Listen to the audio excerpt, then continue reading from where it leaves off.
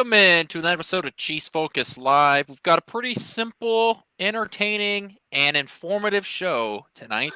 We're going to talk about the schedule that just came out for Kansas City, what it means for your Chiefs, what it means for you if you want to go to another game, and just how crazy the primetime Kansas City Chiefs are. My name is Quentin Morris. We got Thiz running the show in the background, and now a guy who dreads working more than 3 times in 10 days is the old man himself, JP. That's what happens when you get old, brother. How you doing? I'm not there yet. Yeah. Pretty good. Just got back from vacation. Heard you were out in my neck of the I woods. was and out your neck of you the didn't woods. even call me. You Your jack back off. was falling apart, so I figured, Well, That was my neck, not my back. Oh, But your whatever. neck. Okay. Yeah, Okay. I couldn't drive for a while, but that's okay. Well, and I know how much you despise the Strip, so I hate that fucking place. I swear to God, I would rather go to a dentist with no Novocaine and just get every tooth pulled. I hate the Strip more than anything. and that's where I was the entire time. Did you stay? Where'd you stay? The Excalibur. So How'd you what like is that? that? South end of the Strip. Yeah, how'd you like that? It's the second time I've been there. I had a lot of fun. I was with an old childhood buddy of mine. He had never been to Las Vegas, so it was cool to be with him while he gets to experience it the first time. And I was kind of the knowledgeable person. I told him, I was like, when we go, we're gonna plan one big thing, and the rest of it is just whatever you want to do. So we did a lot of walking. We looked at all sorts of different hotels, which is one of the cooler parts is just walking around looking at everything.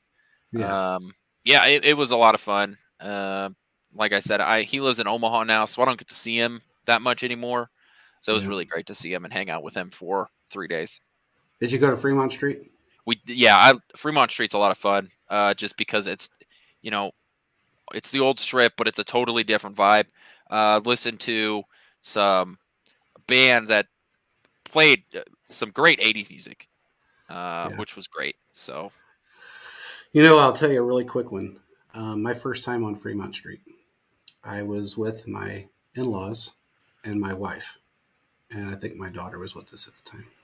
And we got on this, started walking, and my father-in-law says, "Be careful of pickpockets." I said, "What?" He goes, "Yeah." I said, "They still do that shit?" He goes, "Yeah." I said, "Okay." Didn't think much of it. I'm not kidding you, Quentin. 5 minutes goes by. I feel something. I spun around, grabbed this dude's arm. I grabbed and twisted. He pulled, and I heard pop, and I felt it in my hand. His arm just snapped. He started screaming. And I thought, oh shit, I just broke this dude's arm. Well, here come these 2 cops walking. One's eating a sandwich. What's going on up here? I said, dude tried to pickpocket me, and I grabbed his arm, and he tried to pull away, and I heard it pop. "He broke my fucking arm, man." That's all he kept screaming.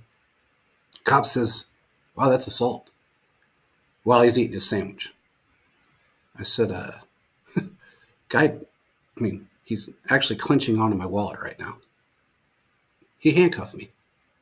Actually handcuffed me for assault. This other cop comes walking up. He was on a bicycle, by the way. Mm-hmm. He gets off his bike. He comes walking up and he says, "What's going on?" He said, "Well, this guy assaulted this guy for stealing his wallet, so we're going to arrest him for assault." He goes, "Wait a minute. You know who the guy on the ground is, right?" I have no clue. Cops must have been new. I don't know. And he says, "We've been looking for that guy for like 2.5 years. He's wanted for credit card fraud, check fraud, this fraud, stealing this, doing that. Thank God they caught him. He caught him. Take those handcuffs off of him." Man, they got sideways. No, he assaulted the guy. He said, "Take the handcuffs off of him." They arrested the other dude. The cop that got me out of it, he says, "Probably going to get a lawsuit." I said, "You guys are going to sue me?" He said, "No, that guy's probably going to sue you. As soon as he sees your name, which is going to be, he's going to get it. He's going to try and sue you." I said, "Whatever." 3 months, Quentin. Letter in the mail. Being sued for breaking someone's arm. So I sent it to my lawyer and I said, "This fucker's going to get away with this shit, isn't he?" He says, "No. He can try, but he's not going to get away with it." Never heard another word about it. Never heard nothing from the guy.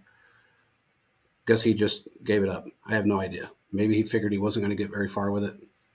But that was my first experience ever on Fremont in 2013. This time we went to Fremont Street, we were walking on. We were just made it onto Fremont Street, and here comes these police officers carrying some drunk idiot who smelled like vomit, and oh yeah, it was bad. And he's like, let go of me, I'm fine. My man was not fine. My man was so drunk. And so you've got three guys, you got two police officers, two male police officers and a female police officer. Female police officer is leading the way, and she's fucking hoofing this guy, right? And then here comes this fourth police officer, bigger dude, and he's carrying this guy's jacket like this. This is all he's doing. You've got the female police officer just like trying to haul this guy off, and you got the one guy just doing this with the guy's jacket. Didn't want to touch his ass. Yeah. Yeah. So, oh yeah, it's a lot of fun. Going out to Vegas, 3-day max. That's it. That's all you get. Other than that, it just gets too much. So, and I don't gamble, but yeah, like I said, it was a lot of fun to hang out with an old childhood friend of mine. And, that's cool. It really is. I think I'm going to become one of those, go out to Vegas once a year kind of people. Yeah. When I leave here, I'm never coming back. That's the difference, though, is you live there and I'm a tourist. Yeah, I will never come back. I don't go to the Strip. I don't really gamble, so I don't drink. So there's nothing here for me besides a bunch of fucking heat that I can't stand.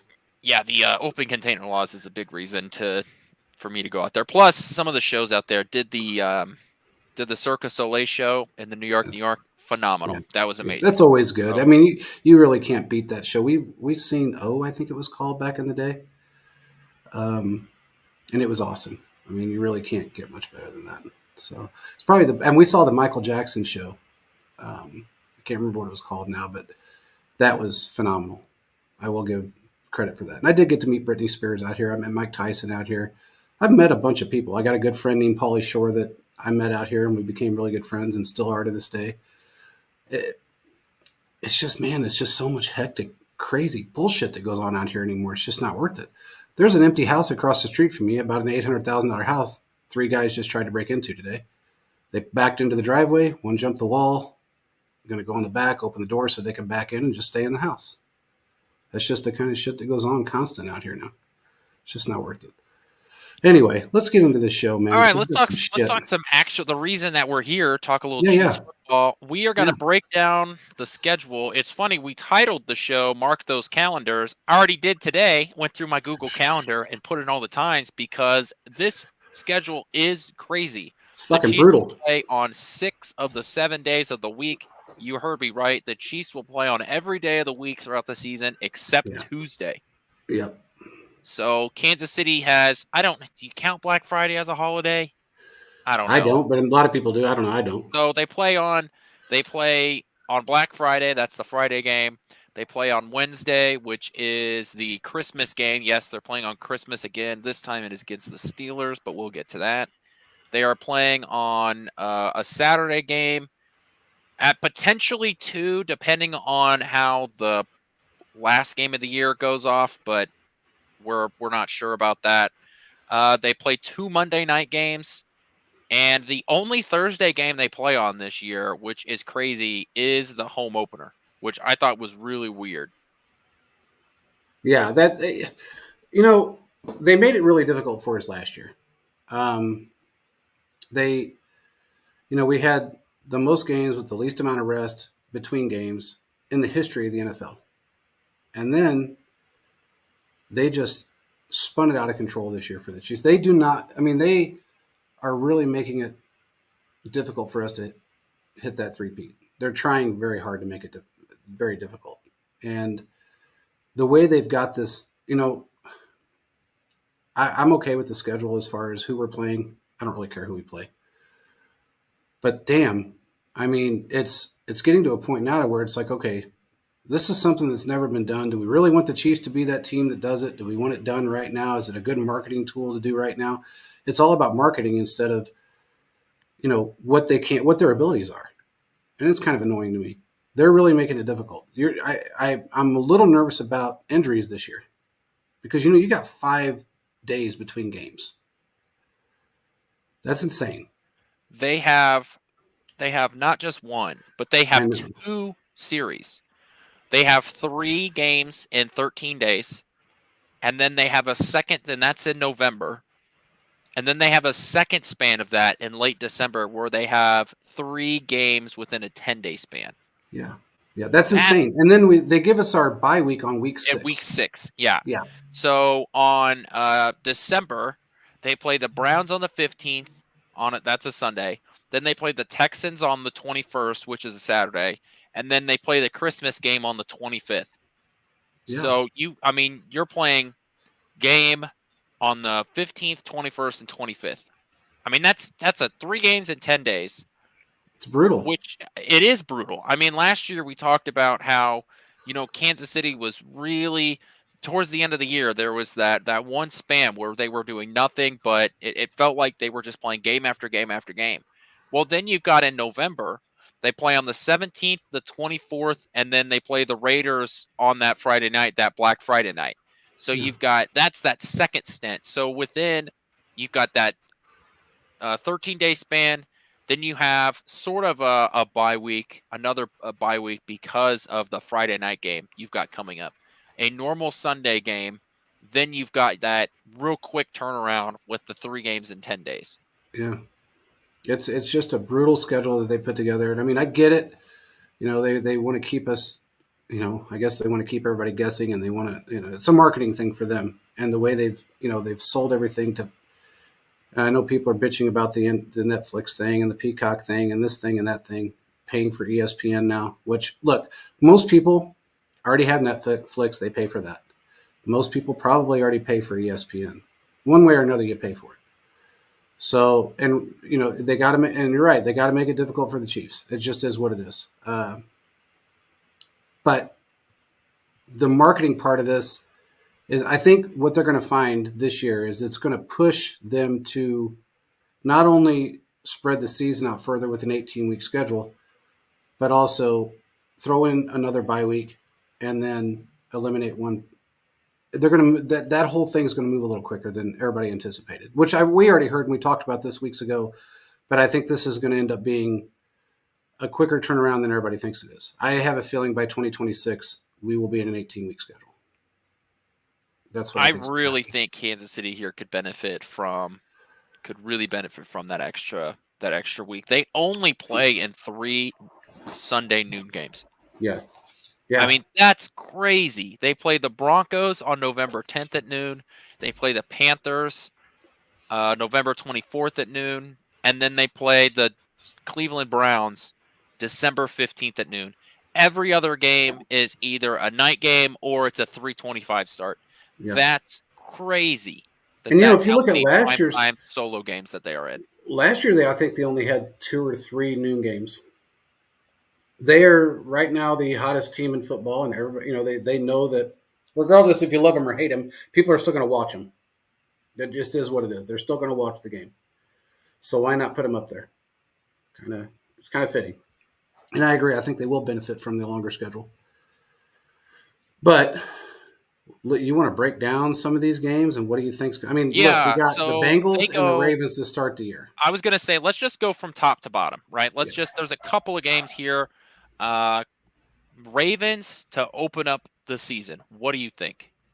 I knew that was coming. I actually asked around a little bit, and they said, yeah, we think it's going to be the Ravens. And our buddy Brad Henson thought it was going to be the Saints to open the season. And I said, why? And he said, well, it makes sense. I said, so you think we're going to play the Saints week 1? What draw is that for the NFL? What draw is that period for anyone? The Saints and the Chiefs. The Super Bowl champions playing a 4-win team. That's not feasible. I said, it's going to be the Ravens. And he said, you really think so? I said, 100%. He argued with me a little bit. Then I had to do the who was right, who was wrong type of thing, gloat a little bit. I think it's fitting. I mean, I had a feeling it was coming. I was a little surprised that they did the Ravens and then Cincinnati right afterwards. I figured Cincinnati would be spread out a little bit further because that's more of an anticipated game. But I knew this was coming. I don't think we're going to see any different of an outcome as far as the win loss is concerned, other than I think, given the fact that we have a lot more weapons than we did last year, I got a feeling this might be a little harder on the Ravens, given the fact that it is at home and we've got a better roster than we did last year. What do you I think? think it's cool that you get to hang the banner while somebody you faced last year Yeah, is in the building. So especially exactly. the team that you played in the championship game, I think that that's pretty cool. I'll say this: I'm surprised that it's the Ravens, just because you don't need to put an A+ game to open up the season. You can put a B+ game, and it's still going to be one of the highest rated games of the football season, right? You didn't need to put the Ravens there because it's going to be watched anyways. Because every Chiefs or every fan, NFL fan, is going to watch this game, not just Chiefs fans, not just Baltimore fans, because by that point we are so starved for real football. We've been watching 3 weeks of nothing but Yeah. preseason NFL games. And then there's a break in between that and actual football. We're starved for football. So I'm surprised that that was the game that they decided. Uh, Philip says he's going to have PTSD when they hang that banner. He still thinks Steve is on the. Yeah, that would. I could see that happening. Yeah, I agree. I mean, they didn't have to do it, but they could have went with maybe even Cincinnati week 1. I don't see why they would ever put the Saints there. That just No, wouldn't I make any was sense. thinking more like, and it's hard because you can make a similar argument, I guess, but like the Texans, they game there, right? You've got the up and coming young guy versus Yeah. the Mahomes, right? Yeah. And we don't really know what the Texans are going to be. So you No. put the Texans early in the schedule, so the hype train is still going on for the Texans. That's what I was thinking. But yeah, Baltimore there, that's going to be one hell of a game at Arrowhead, loud and proud. Chiefs Kingdom comes out. That's going to be a great game. I think the reason why they didn't go with the Texans is the exact reason. They didn't know what they were going to be. So if you got a second year kid coming in, if you look at it from a marketing perspective, yeah, they were the hot and upcoming team last year. But if they came to Kansas City and we just annihilated them week 1, and then that really kind of started a downhill spiral for them, then it wouldn't have looked so great for them. But for the NFL, say you play the Chiefs. I don't remember what week we play them, but I know it's later in the season, and they say they have a pretty good season going. The Texans do. That's a story for them. Kid Right. was great last year. He looks really good this year. Now here it is week whatever, and they're playing the two-time defending Super Bowl champs, or back-to-back Super Bowl champs. Let's see what they can do against them. I can understand why they didn't do the Texans week 1. There's other teams that you could have put in there. I understand why they have the noon games, who were playing in those noon games, because those could be blackout games for anybody. Who cares about either one of those teams at this point? They're not strong competitors for anything. So those are perfect noon games for the Chiefs to play. It makes sense. I'm okay with the Ravens being there. I would have been okay if it would have been Burrow, and honestly, Thiz made it right. He said they got to make sure Burrow's still playing. That's it. That's what I want to talk about for week 2 when Kansas City faces the Bengals at Arrowhead Stadium, back-to-back home games. I think that look and remember historically, since Joe Burrow has been at Cincinnati, the Bengals have gone off to very slow starts. Very Remember, slow. even just last year, Joe Burrow was coming off that calf injury. He was playing. He threw what, 4 interceptions against the Steelers week 1, Yeah. and he didn't look right for the first month. Yep. That's a real benefit for Kansas City because once you do this for multiple years in a row, you just got to realize that the Bengals do not start off fast, and that's a huge benefit to Kansas City because there's It a is. chance that within the first 2 weeks you could line up the two biggest tiebreakers in the AFC. Yeah. Absolutely. Absolutely. And again, we don't know where Burrow's going to be um, week 5. We know that they've historically started off 1 or 2 wins within the first 6 games. So you're right. It's perfect for us, not so great for them. And the fact that they've lost a few of their players, they got another one that doesn't want to play for them on the defensive side of the ball. They're in a little bit of turmoil over there, as we are right now with other issues. But we're better adapted handling those issues. we can always move around those, certain issues. I don't know that they can. So it is a benefit to Kansas City for the first time in a long time. We're actually benefiting from something, and that's a week 2 game, and the fact that we are playing 2 home games in a row, which I don't remember the last time we started off the season with 2 home games. I don't 2 remember home that. games where you're facing, as of now, the 2 biggest competitors in the AFC. Correct. Correct. So I know we could sit here and talk about the problems that the Bengals and the Ravens had heading into the offseason, whether or not they've accomplished those or not. But if we're being honest, the Bengals and the Ravens are 2 and 3 on the list of who's fighting for the crown of the AFC after Kansas City. Yeah. So to be able to face them early, plus you got to remember too that Kansas City, Andy Reid specifically, is the best guy, the best coach to have coming off of a break. And for the Ravens, he's getting the entire offseason to plan for them. And you're not just spending all your time on the Ravens, you're going to spend some of that time on the Bengals. And so you're giving Andy Reid time week 1, week 2 to go after these guys.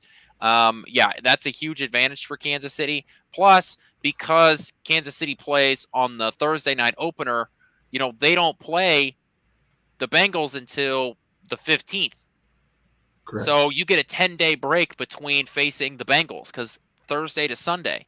Yeah. So Kansas City does have a huge advantage heading into those games, and I do think that at least early on, yeah, you're facing some really tough opponents, but you get the advantage of the time break and just having the time to be able to build your schedule around those 2 teams. Correct. I agree. Let's go to week 3. Week 3, we've the first road game. Kansas City goes to Atlanta to face either Michael Penix or Kirk Cousins, depending on how they're feeling. That is the Sunday night game, 7:20 start. Yeah, I think the Falcons are going to be fun to watch on NFL Red Zone. Other than that, I don't really care all that much about the Falcons. Yeah. The NFC South to me is still bad. That division comes down to the Falcons or the Buccaneers to me, but I do think it'll be a fun game just because if Kirk Cousins is worth anything, which I'm not sure about because of his Achilles, injury, we are assuming that he comes back and plays well, but that's not guaranteed. So I'm sure the Falcons will be interesting to watch throughout the year. I don't see them really making that much of a fuss in that Sunday night game, but that is your first Sunday night game that Kansas City plays in this year. Yeah. I like Kirk Cousins. I think he's genuinely a good guy. He took the high road with this, drafting a quarterback situation.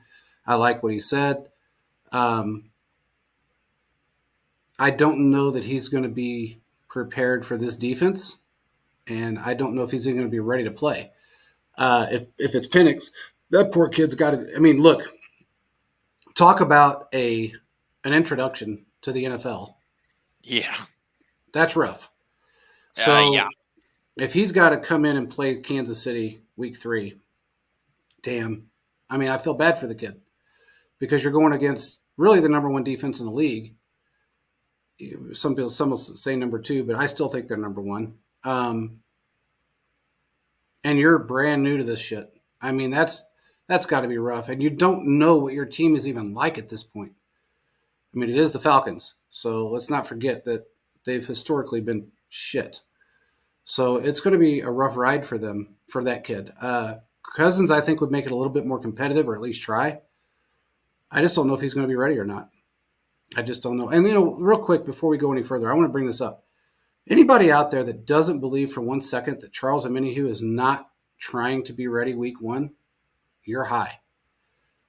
This man is working really hard to get back on the field. Whether Andy plays him or not week 1, I have a feeling he's going to be medically cleared by the beginning of the season. Same situation with him and Kirk Cousins. It's one thing to be medically cleared and ready to go. It's another thing to step on that football field, and we're only going to know when you play, when you hit the ground running, literally in this case. So that's right. It's one thing to be ready. It's another thing to be ready. Exactly. So we'll have to wait and see. Yeah, the Falcons. It'll be an entertaining game. I think the Falcons offense is going to be fun to watch. That's why I said they're an NFL red zone team to watch for me this year. Other than that, I just want to move on to next week's game. Yeah, exactly. Week 4. Next week they have they play another Sunday game, 3:25 start. Kansas City faces their first actual AFC West opponent of the year, where they go against the LA Chargers. That I think is going to be a very important game moving forward, because I think the Chargers are just going to be a better team because they have a better coach, and it's as simple as that. So Kansas City faces the Chargers week 4, Sunday, September 29th. Yes. Now, I don't know about this whole. I mean, look, I don't know if Harbaugh's. He's definitely a better coach than what they had, but I don't know if he's going to be the coach that takes down the Chiefs. Remember, he just signed MVS. Let's not forget that. He went to the Bills. Oh no, he went to the Bills. He was trying to sign MVS. So we got to think about that. He wanted MVS, which is weird. He talked to him 2 or 3 times. So I don't know. I mean, I don't know if his decisions as far as the draft were that great, but we'll just have to wait and see. I love playing those guys because, the hype is there. Harbaugh's there. They're the next Super Bowl team. They're the next AFC champs. They're taking down the Kings. This has been going on for how many years now, Quentin? What, 10, 12 years? Oh, yeah, 10, 15 years. Really, Yeah. since I've been a Chiefs fan. Yeah, I mean, it's insane to think that they are the off-season champions every year. Every year they're the off-season champs. They are the off-season Super Bowl champs. I will never believe that until I see it. Never. But hey, man, you never know. At least it'll be more interesting, because it hasn't been interesting. It's been boring. And if you can put some competition into this game within the division, that's phenomenal. We haven't had any in our division, really. I think the Chargers are going to be an annoying put down this year, because offensive line's better, defensive line's better, and they can run they're going to be able to run the football. So this is a year run of a 2-3 year rebuild for the Chargers. So I'm not expecting them to make a serious run for the division. But you got to start somewhere, and I think that's where the Chargers are. I do think that the Chargers probably beat the Chiefs this year, and I can't see that happening. I think that it's probably going to be the one in LA, but we'll see. I think it's going to be they're going to be annoying when Kansas City faces them, because they're going to be able to run the football, and Justin Herbert is still one of the more talented quarterbacks in the NFL. Well, I agree with that, but Harbaugh has not faced the Chiefs or any other NFL team in a very long time. So it's going to take a lot. I mean, he's got to be extremely good to be able to come in and beat an Andy Reid-led team. His first season. I don't know how he can do it. I don't believe they'll beat us this year.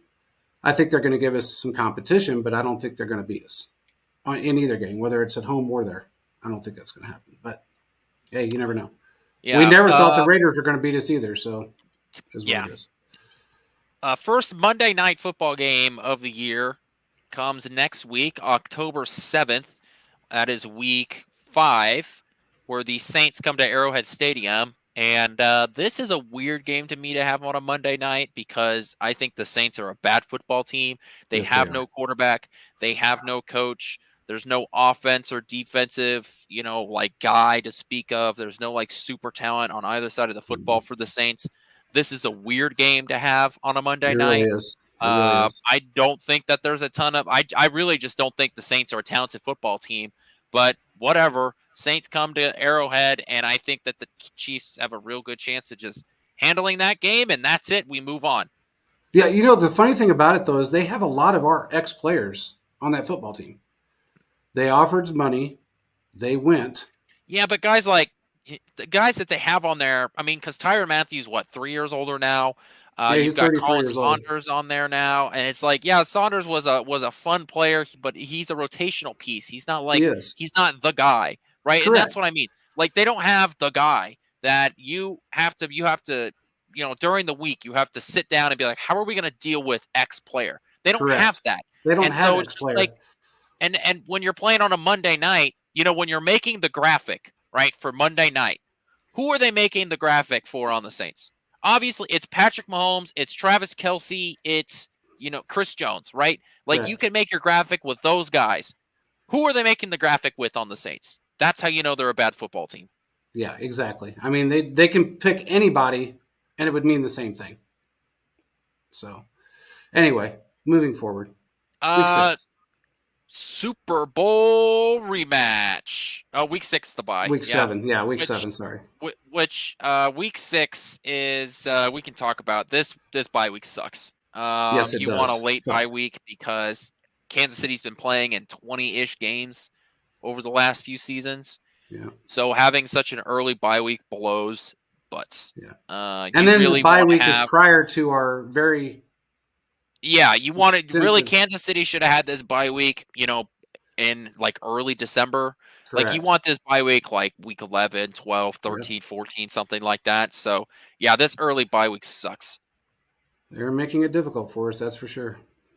Fortunately, though, at least you get it before you face the 49ers for your Super Bowl rematch, which you get that on October 20th, 325. So that is going to be another Sunday game. Not technically prime time by the books, but it is one of those solo games. I like playing on 325 Me because too. I get to watch Red Zone before the Chiefs play. So I'm a big fan of these 325 games. That'll be a really fun game to watch because the Andy Reid and the Chiefs have put up a lot of good fights over the 49ers for the last few years. Even though the 49ers are in the NFC, Kansas City has faced them quite a few Yes, they times have. Yes, they because have. if you remember, Jimmy Garoppolo tore his ACL, right, in Arrowhead. Then Yeah. the next year they faced them in the Super Bowl. Yeah. Then 2 years later they faced them again in, which was what last year they faced them again in what are they? Is it Levi's Stadium now? Levi Because it's not Stadium. Candlestick Park. So Yes. they faced them in Levi's Stadium. Then they faced them again in the Super Bowl, and now we're gonna face them in Levi Stadium again. So that's five Yeah. times over the past 6 years. I mean, for an NFC team, like it's just been a very common matchup. It really has been. And you know what? It's kind of cool because you normally don't have that kind of I guess, a rivalry, if you want to call it. Yeah, It's it's not really really a rivalry, no, but it's not. It's hard to call it. it's It's been like a a fight of super weights. yeah, it's like a competition. You don't have that with AFC and NFC teams. We've had that with them for a long time, so it's really kind of cool. The one thing I will say, the 49ers are really kind of in a conundrum right now. You know, you've got Ayuk that's leaving. They're getting rid of Samuels. They're really struggling wide receiver. Now they did. They took a little sheet out of Veach's playbook there, and they went after a wide receiver that no one else really had their eye on in the draft. And I think this kid's got a lot of talent. I don't know how that he's going to translate his first year, but so far the 49ers have not done anything that would say, okay, I just replaced Ayuk, I just replaced Debo Samuels. Now I know that this hasn't 100% been done yet, but it's pretty well known that those guys aren't going to be there week 1 of the 2024 season. So I don't know what they're going to do to replace those guys. It's going to be a little different football game than what we're Yeah. used to, I think. But look, Shanahan is one of the best offensive minds in football. He They've got a is. ton of talent on the defense, so that's going to be a fun game. It's Really going to be a talented blast. game, Yeah. and Kansas City gets some time to prepare for it. So, up to this point in the schedule, Kansas City, and for the next few weeks, Kansas City's got time on their side. Yeah. Which you don't apologize for that because you didn't make the schedule yourself. I would October rather have the 20, time towards the end of the season though I versus the know, beginning of the but season. up to at least, up to this point, Kansas City's had time on their side. Yeah. October 27th, 325, it is the Raiders in Arrowhead. What are we calling it? Arrowhead South? Yeah. Because the Chargers is Arrowhead West. No, So actually, the Raiders, Allegiant is Arrowhead West. I got a graphic for that. So yeah, so what is the I don't Chargers stadium then? I don't know, man. They've been moved around so much. I don't even know if you can call them anything anymore. I mean, maybe I don't know. I don't know what you would call that. But yeah, it's Arrowhead West is definitely Allegiant. So This game, Arrowhead Southwest is for the there you go. Chargers. Yeah. Southwest would be good. The Raiders, I'm not worried about it. Yeah, it's the Raiders. It's in LA. One of the two games that we face the Raiders this year is going to be tough for some reason because it's the Raiders. But whichever one you think it's going to be, I don't. It's the Raiders. There's not a lot to say there. I don't even know who their No, quarterback is going to be week they one, don't know much who their less when they quarterback's going to play. be. Yeah, they Much have less no when we idea. play them on October 27th during week 8. Yeah, I mean, they don't know who their quarterback's going to be. I mean, if you listen, I listen to it because I'm here, and they have no idea who they're going to use. It's either going to be they got two choices. They don't have any more. So right now, Aiden O'Donnell thinks he's the king of Las Vegas. Don't know why, but he thinks he is. So it may very well be him starting. I don't know. But then you got what's his face there, the mustache bandit, Gardner Minshew. Gardner Minshew. He is look, man. He did okay. I'm not going to say he's not a good quarterback. He is I a just high caliber backup quarterback. That's what he is. He's an above average backup quarterback. And I don't know that he's ready. I don't think either one of them are ready for a 17-week schedule. I really don't. I don't think either one of them are ready to lead a team. But that's the choices they have, and they've got to stick to those choices. They screwed the pooch in the draft. They didn't get a quarterback. So kind of on them. That game, it's one of those AFC West games that you go, okay, well, it is what it is. We got to play them. Let's just get this over with. Move on to week 9. That's kind of how it works out. Week 9, Buccaneers come to Kansas City for the second Monday Night Football game of the year. Once again, I feel like the Buccaneers are going to be fun to watch on NFL Red Zone. There's going to be some fun plays that they make throughout the year. I'm a fan of Baker Mayfield. I think he got screwed by the Browns, so I'm happy to see him, have a real opportunity again. Yeah. Do you think he got screwed by the Browns, or do you think he screwed himself while he was with the Browns? I think that it's as a team, you're supposed to protect your players from themselves because every professional athlete, when given the choice, that they will want to go out and play for the most part. And so while you could say that he's a grown man and he can make grown man decisions, I also think that the organization is there to also protect you from yourself. So I think the Browns screwed him. Okay, well, I think he came into the league arrogant. He stayed arrogant for 3 years, and the Browns had to make a decision. Is he our franchise quarterback or is he not?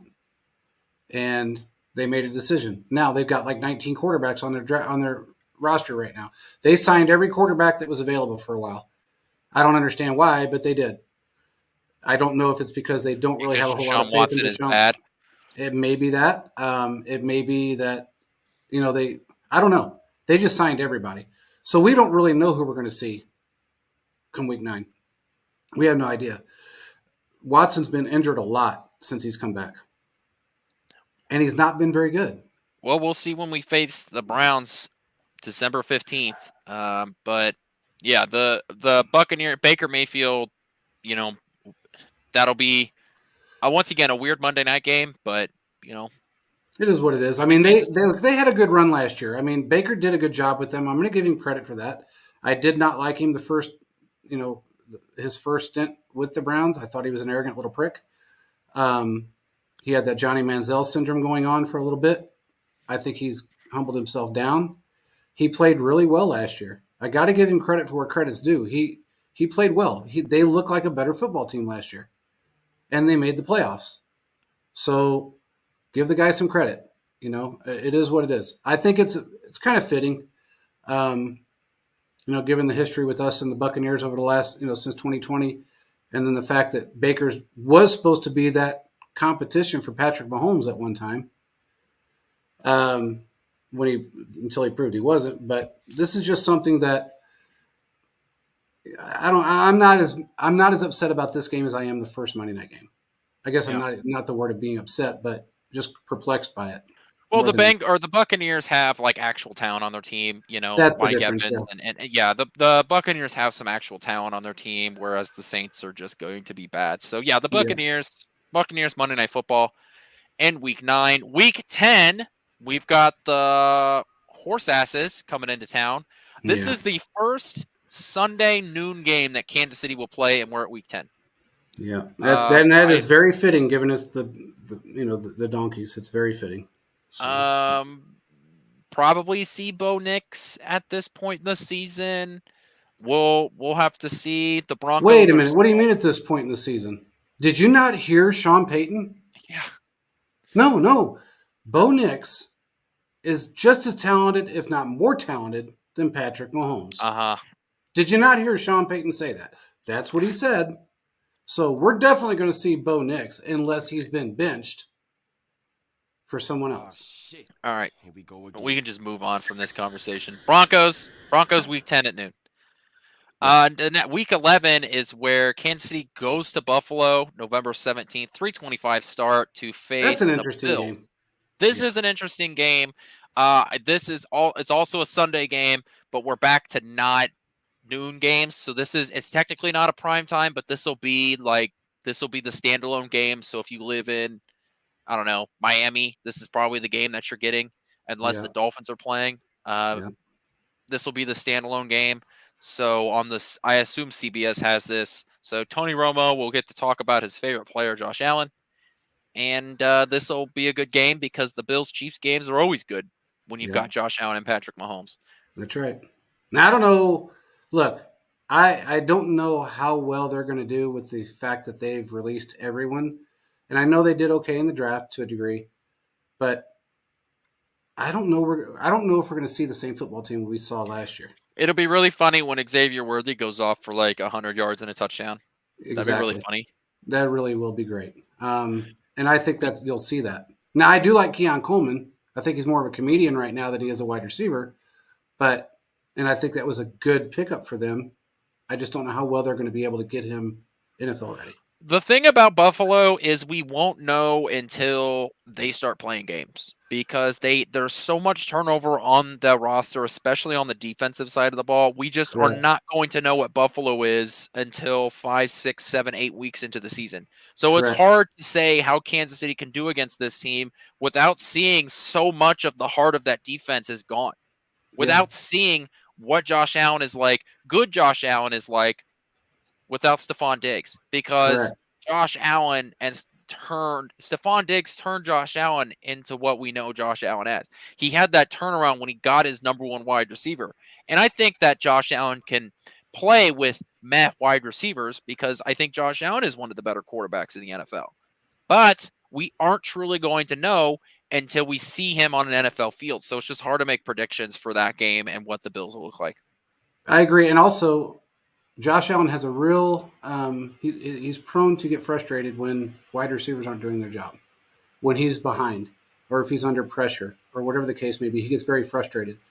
And given the fact that he does have all new guys and a lot of rookies on that football team, this may be a very frustrating time for him compared to how, even though Patrick Mahomes had a really rough time last year, he didn't show it as much because he's so good at improvising.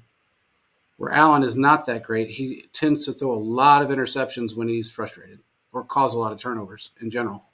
We'll just have to see how it turns out. I do agree with you, though. He is one of the, I mean, if you really had to put numbers on it, I think he's the second best quarterback in the football right now. I mean, no matter, there's really nobody else that's right there at number 2. I can't find anybody else that would be number 2 right now. So yeah, I mean, I would say Joe Burrow, but we can talk about too that. Injury prone, dude. Yeah, we can talk about that later in the offseason. Chiefs at Panthers. I don't want Mini-Me being my quarterback. I want to face Mini-Me. That's all I have to say about the Panthers. We can move on. Yeah, that's not even a game. So that is the only well, not the only, because they have one more or two more, I think. But that is a noon game that I can approve of. I'll say that. Correct. The Broncos look, that's why I said it was fitting. Look at it. You got the Broncos and the Panthers at noon. That's fitting because they're boring games. So you might as well put it at noon. Yeah, that is the second of the 3 noon games that Kansas City plays on a Sunday. Yeah. Which is appropriate because the Panthers are going to be bad. November 29th, that is the Black Friday game that Kansas City is going to play. where the Raiders come to Kansas City with a start time at 2:00, which is just weird. Yes, it Like, is. that is a weird start time for an NFL game, but It is. we know that the NFL is trying to take over, all of these opportunities. I have already requested the time. I've already requested that Friday off of work. So hopefully I will get to actually watch that game in person and not have to listen to it on the radio because I'm stuck at work. Are you going shopping? Or are you going to watch the game? No, I'm gonna watch. Well, I have to work on that. I usually have to work on that. Does anybody actually do Black Friday shopping anymore, or is it all online now? I don't know. The last time I went, there was fist fights and people throwing shit, and I was done. I was at a Best Buy and watched things just go flying, and I was just done. I thought, this is fucking. Why am I here at 3 a.m. to buy a stupid ass TV to save $200 and watch two dumbasses fight over a blender? I don't want to fucking do this. So I've never went back. The next week we have the Chargers come to Kansas City. Well, like I said, this is another primetime game. This is going to be a Sunday night game, which is a great Sunday night game. I'm telling you, Kansas City loses one of these two games against the Chargers. Maybe it's the Quit one putting at that shit out in the Maybe ether. it's I don't know one, why you keep doing but that, but I think that December 8th, week 14, Chargers come to Arrowhead. That's going to be one hell of a game. It is. It's going to be a fun game, depending on how they adjust this year with their new coach, new players, new everything. We'll see.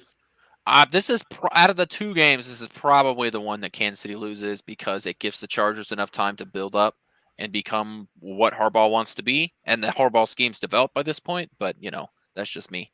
I tell you, a lot of people are putting a whole lot of faith in this man that hasn't been in the NFL for a very long time. Dude, he's just so much better than Brandon Staley. It's well, just anybody's better than Brandon Staley. It's like when the Jaguars got rid of the guy that kicked a kicker. It's just like it doesn't matter. It doesn't matter what your skill level is. It's that you're just so much better than the other guy. I agree with that. And given the fact that it's it's an AFC rival, a division rival, I get it. But I just don't know if they're going to be as good as everybody thinks they are. I'm a skeptic on this because every time I see a coach leave the NFL, go to college, then come back, most of them are not nearly as good as they assume they're going to be or everybody else assumes they're going to be. So I'm just, and he's really an old school style coach. He's the big pound the ground, pound the rock type of guy. I don't know. We'll just have to see. When I see it, I'll believe it with them. So next week we've got the final Sunday noon game, unless the Broncos and Chiefs play in the final week on Sunday, but we don't know the time of that game yet. We've got the Chiefs in Cleveland. Will Deshaun Watson play in this game? Probably not. No, probably not. So this game, I'm not really all that worried about the Browns. I know they've got a hell of a defense still. Yes, they do. But when your number one offensive weapon is coming off of a serious, I don't remember, did he fracture his leg? I don't remember what happened Watson? to Nick Chubb.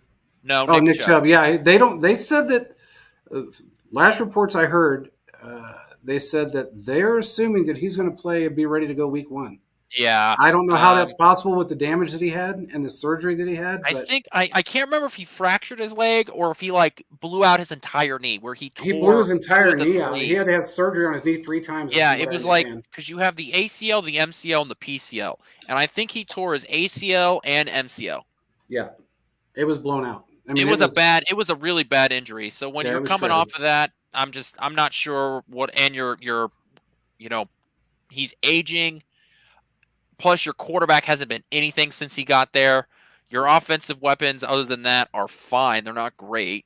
And Myles Garrett is a great pass rusher. That defense was very, very good last year. It was because of Myles Garrett too. Yeah, it was a lot of times tied or better than the Chiefs at a lot of defensive categories, especially the turnover battle. So the Browns' defense is legit. I'm just not sure what that offense can be. And in order to win games, you got to score points. You heard it here first, ladies and gentlemen. That's the kind of insight that you come and listen for. Well, I will say Myles Garrett is probably, best defensive player. He's one of the best defensive players in football right now. I mean, and it's like 4 guys, and he's constantly been one of them. So correct. I mean, he's a beast, and he's a big reason why that defense was so good last Yeah, year in it's other like phases. him, Micah So, Parsons, the Steelers Watt brother. I can't remember which one is which. yeah, Like those are TJ. that's the list of the guys. Yeah, Yeah, TJ, yeah, DJ, CJ. I don't know it's something TJ. J, Yeah. JJ. I don't know. No, Speaking JJ's of the old JJ one. Watt, Kansas. See that's a transition. That's pretty good. Kansas City actually plays the Texans on that following Saturday, December 21st. That is a noon Hype game. train. Hype train. Uh, CJ Stroud. CJ Stroud in that offense, man. It's going to be fun to watch and see what happens there. This is going to be a big test for the Texans, really this entire year, because they have, I think, 6 or 7 primetime games. Yes, they do. So what CJ Stroud is able to do, put under the pressure. Look, it's easy to perform when nobody's watching and you have no That's right. expectations. That's And right. then all of a sudden, 1 year later, you're talked about as a top 10 quarterback. You're talked about as a contending team. What do you do with it? You have a first place schedule, so you face teams like the Chiefs instead of the bottom of the barrel guys. What are you Yep. going to do? And, that's what the Texans have to deal with. And come December 21st, your season could be over or it could really just be starting. So, what is going to happen in that game? That's going to be a fun game. It is. It's actually going to be a really fun game. And you know, Quentin, I've said on this show numerous times, I am a big CJ Stroud fan. I He's think we got, all are. I yeah, remember saying that I was never a fan of Bryce Young because I don't want a despicable me minion running quarterback for me. But you could just see the talent in CJ Stroud. So this entire he's just show has very been pro intelligent. CJ Stroud He really has and, been. and what he's been able to do. So this I is thought we this were is an going to end up opportunity for him. facing them last year. I actually thought we were going to face them in the AFC Championship game. They came damn close. Damn close. And I really thought that's the team that we're going to face. Now, there's really only one thing two actually. I agree with you. He's playing the top of the NFL through his schedule. That's number one compared to the bottom of the NFL last year. Now, number two is the old sophomore slump thing. As long as he doesn't, you look at Patrick Mahomes, he didn't have a sophomore slump. Well, He his went from sophomore year, he threw 50 touchdowns and threw 5,000 yards. my point. So that's something that is very rare in the NFL.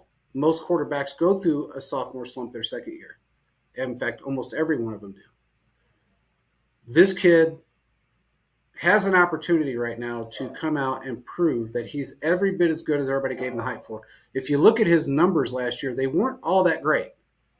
He was a very good game manager because his numbers weren't that great. And that was one of the reasons why he was able to continually win at a high level. The other reason is they didn't play the greatest teams. But his numbers weren't that great. I think he had like 8 or 10 games with less than 200 yards and 2 touchdowns. So he's got to step up his game tremendously this year, as the whole team does, to be able to contend with who he's playing this year. I think this is going to be an awesome game. It's going to show his talent. It's going to show his durability, his intelligence, and his maturity. And I think if he can come in to the league the way he did last year and then continue that trend this year, they're going to be a tough football team to beat. And I'm all for it because as Chiefs fans, as a down year that it was last year for the offensive side of the ball anyway, 40 drops and all the shit that we had to deal with, it was still not, there was not a team out there that I could say, damn, they could have just whipped our ass, especially in the playoffs. It came down close because of our offensive woes. If our offense would have been what it was the year prior, none of those games would have been that difficult. This is where I think our team excelled this year, especially in the draft, where a year newer, most of the rookies from last year are a year into it. We retained a lot of good players. Now it's time to see what the Texans can do. They have a good defensive-minded coach that understands he has to have somebody else run the offense, which he does. He's very grounded. I'm glad he got the job. I think he's the best man for the job. And I think that's going to be the football team that we are going to contend with over everybody else right now. I think maybe a controversial take, and if you don't like it, go fuck yourself. But the way I see it is the Bengals, their windows is closing. I see the Bills' window closing. and I see the new era coming up. AFC side of the ball, look at the Texans. Then you look at the NFC side of the ball, look at the Packers because you got Jordan Love. And he really came on strong. There's teams out there that are with younger quarterbacks that are proving that they're better than some of these guys that came out 4 or 5 years ago that were all the hype. The guys that were going to take down Mahomes. The 3-1 Bengals that all I hear about, regular season wins, but they have no rings to show for it. I will say this right now. I got a feeling the Texans will be in a Super Bowl before either one of those other two football teams, the Bills or the Bengals. I'll say this too, that one of the things that the Texans have to deal with, and then we can move on, is that now you have an entire offseason of defensive coordinators just looking at film, seeing what your weaknesses are. Very true. So they've got to contend with that too, and I think that's part of the sophomore slump that comes in, is that now you have to make the adjustments to the adjustments on the fly, and that's difficult for some people. Yep. And I don't know if it's going to be that. And my point is behind that is I don't think it's going to be that as difficult for him as it is for other quarterbacks in the league, because he seems to be so intelligent. And I think this coaching is better than a lot of other teams. Definitely better than McDermott as a head coach. I mean, I'm sorry, but he is. McDermott should have been fired last year, and they kept him. He's got 1 year to prove himself. It's not going to happen. There's no way he can prove himself this year. He doesn't have the same talent.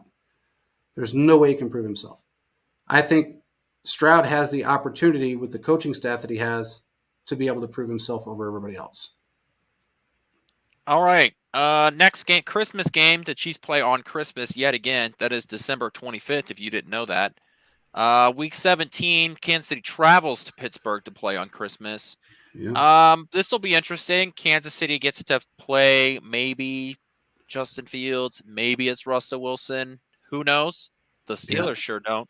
So, Mike Tomlin is a hell of a football coach. That team's going to be well coached up. That's not going to be an easy game. We'll have to see what that game ends up like. But I'm upset that they're playing on Christmas again, because, well, I really don't want to do other things on Christmas. So It is a good excuse to get away from my family. I'll say that. Very true. Very true. At least I got that going for me. But I just don't. Oh shit! I just don't want to. If I want to watch football, I don't want to have to stress out about the football game. I agree. I agree with that. I mean, there's always football games on Christmas, and we get to watch them, but it's always other teams, and we really don't care if we're missing something. Now we have to sit there and watch the entire thing. Right. This is going to be an interesting game. I agree with you. Mike Tomlin's one of the better coaches in football.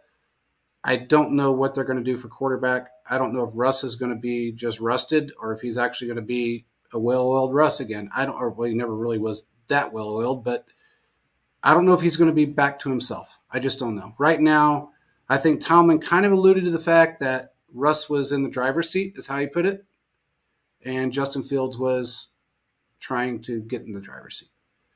I don't think we're going to see Justin Fields start the beginning of the season. Now, what happens by week 17? We never know. If Russ is cooked, like we assume he is, then we might see Justin Fields at that point. This might be a game, Quentin, that we lose. This might be one of the weird games that we shouldn't lose, but we will. Pittsburgh has always been a very strange football team for the Chiefs. We've lost games that we shouldn't have against them. We barely beat them a couple of times. So this might be one of those games. Tomlin has a real hate for us. He has a respect, but he has a hate for us. He just wants to beat us. Called Andy Reid an asshole. And, when Antonio was recording him in the locker room, let's go out and beat that asshole. So it's going to be interesting. I like Tomlin, though. I think he's a great coach, and I think this is going to be a fun football game to watch. I don't have anything else to add. This is just – I'll be interested to see what the offense looks like for the Steelers. That, to me, is the most interesting part. But with that, the final game of the season, Chiefs-Broncos, time to be determined. This is hopefully a game where starters are not playing, and we can just move on to the playoffs. So there's nothing to add on to this game because we don't know who's playing, when they're playing. All we know is who they're playing. Exactly. And honestly, by then, we still don't know who the quarterback's going to be. We don't know. I mean, so it's just one of those games that we just really don't know who we're playing, other than they're in Mile High. That's really all we know. It is the Broncos, but we don't know what version of the Broncos we're going to be playing. This is a very strange year for them. They couldn't spend a whole lot of money. They're buried with Russ's contract for the next 2-3 years. So it's going to be interesting, that's for sure. I mean, other than who do they have on that football team that has a name right now that I can't think of anyone? That's why I'm asking. I mean, they're in that stripped down to the parts rebuild mode because they traded away like Jerry Jeudy. They cut some of their, like Justin Simmons was on there, but they cut him. Gone. Yeah. So I don't really not one individual player, not one like homegrown guy really comes to mind when you think of the Broncos. Correct. Okay. I don't know what else we got. That's it. Sustain. Yeah, I forgot about him. That's all we got. I mean, I do want to say something really quick. There was something that came out from Adam Schefter on the Rashee Rice situation. And I don't think it was the correct way of saying this. And if there's any part of this that's true, it's wrong by the NFL. His comment is that he was asked, the question was posed to him, what's the latest on the Rashee Rice situation? Adam is very kind of full of himself to a degree sometimes. And he said, well, from my NFL sources, they're really planning on suspending him week 1, multiple games. And the Chiefs are preparing for multiple game suspension on the premise of not just the accident that he had, but also the allegations of the photographer and also his conduct in college. Okay. You cannot base anything that went on in college in this situation. There's no way of using that in this situation. You can't do it. That's number one. Even if the allegations were true and there was anything proven to be true in that situation, you still can't use it. Can't, because that's college. The fact that there was no proof that he was in a car that shot up another car or any other situation that came along with it, it was just brought up because that's what the media likes to do, is bring up shit from 10 years ago and say that's part of what's going on now. But that's just the wrong way of going about this. Number two, we talked about this on the show before, that we didn't know whether he was going to be suspended this year or next year, simply because the courts have to go through their process. Everything has to go through the court process, whether he's found guilty or innocent, whatever the case may be. That's been the case for every other player that's been suspended for similar situations or other situations that had a court date. Frank Clark, Willie Gay, I can go on. Other players on different football teams. What's his name that played for the Eagles? The NFL made a decision to wait until the courts made their decisions before the NFL reprimanded them. I still don't know that. The only thing that I can think of that would give them a reason to suspend him this year is the fact that he admitted to what he did, which he should have done. And maybe they're going to use that as a reason to suspend him early. But in retrospect, you have to go through the court system.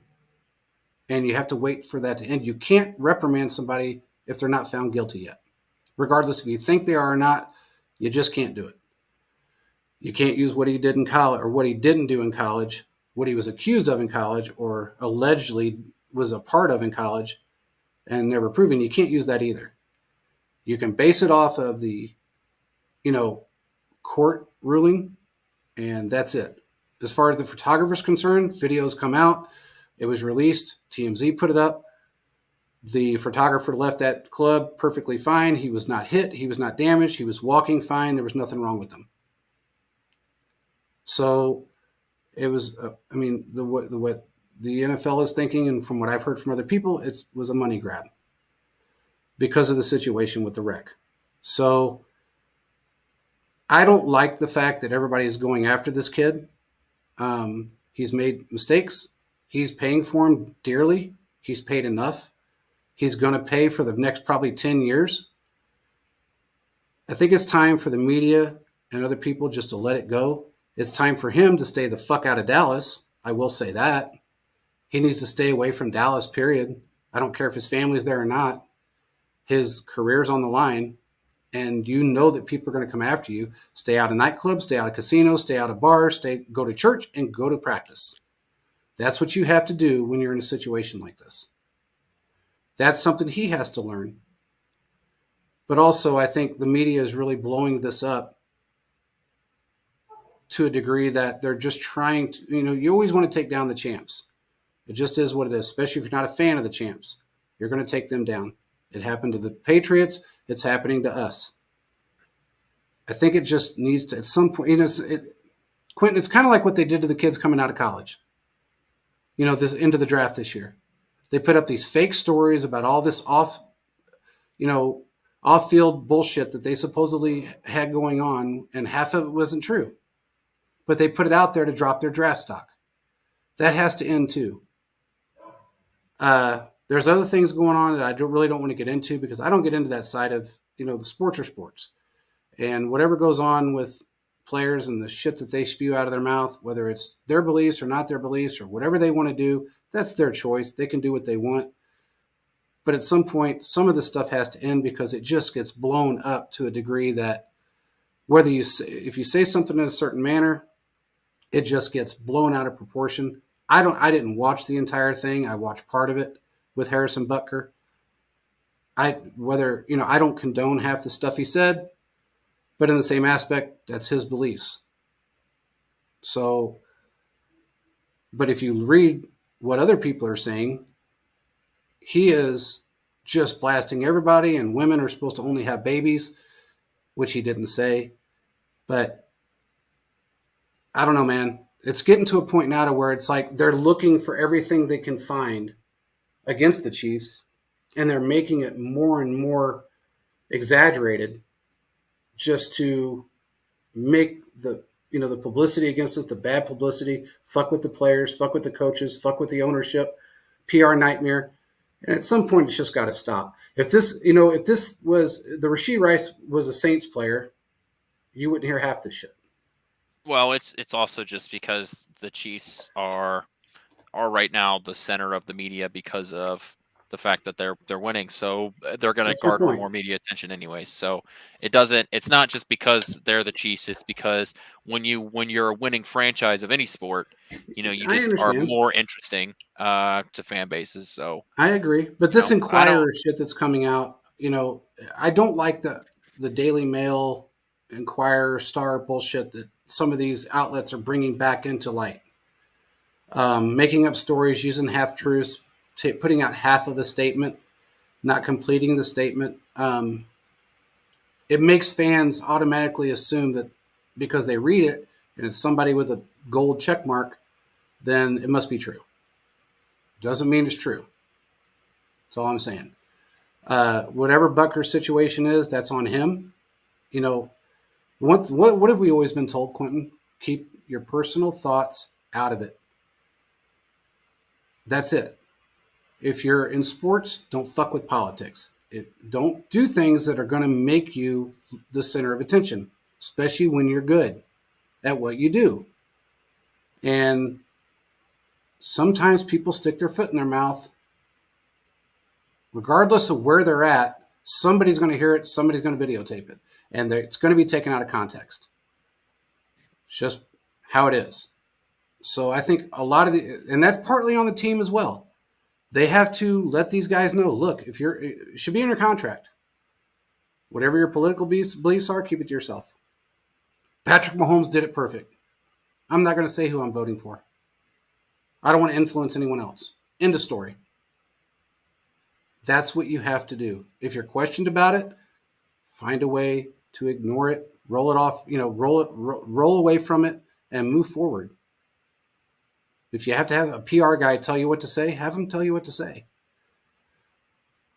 But and again, that's partly, in my opinion, something the team has to look at too.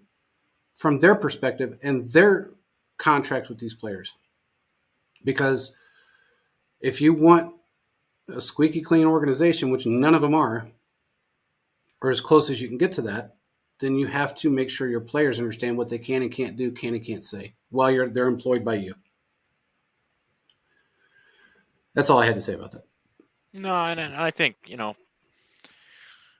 right. Unfortunately, you got to be careful because everybody's carrying a 4K camera in their pocket with a great microphone. This is just the way that it is. So you just need to be Absolutely. smart, use your head, and that's all we can say about that. So I think that's just good advice for everybody, not just athletes. You know, Absolutely. when you're out in public, just realize that you should just assume that somebody is recording what you say, or here's it: just don't be a dick to begin with, and you won't There have to you worry about go. it. There you go. Hey, man, That's that's the the best way. greatest fucking answer of Don't them be all. a Just dick. don't be All a right. dick. That's Let's the put end of that the on a show. shirt, Quentin. We will we will see you guys on Tuesday.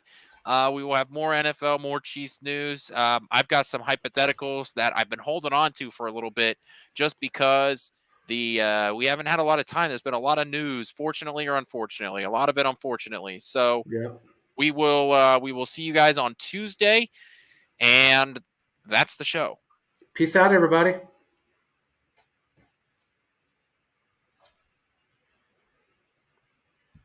I don't know what happened.